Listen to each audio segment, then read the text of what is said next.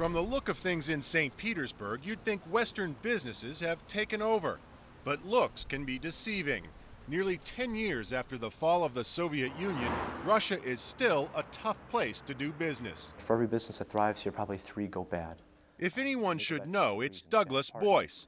Only 33 years old, he's been doing business in Russia for almost a decade. Now he's the director of the historic Lomonosov porcelain factory, founded in 1744 by the Empress Elizabeth, daughter of Peter the Great. The factory produced fine china for the Russian royal family, later for the Communist Party bosses.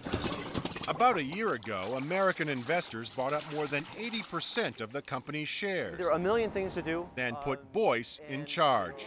Boyce kept most of the Russian workers and raised their salaries. But when he showed up for his first day at work, the former Russian director refused to leave. He locked Boyce out and then went to court to renationalize the factory. The former general director tried to play the nationalism card. This is the oldest porcelain factory in our country. It's part of our culture, and no one else's. They thought we would get scared and walk away. Boyce says 2 of his lawyers were assaulted and he was threatened. And none of that worked. In a landmark case, a Russian court ruled in favor of the Americans. It's the first time Western shareholders have won control of a Russian factory, so the American investors are bullish on this China shop's future. But the Russian bears in this story haven't gone into hibernation. The former factory director and his political friends are out for revenge.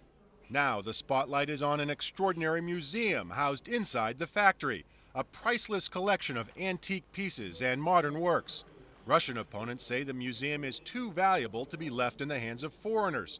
And with their clout, they've shut it down. So it's back to the courts. I'm sure we'll have legal cases for the next 10 years. Business relationships anywhere can be delicate. But here in Russia, where corporate disputes are often settled at the point of a gun, Douglas Boyce is betting he'll win this factory fight without chipping a teacup. David Hawkins, CBS News, St. Petersburg.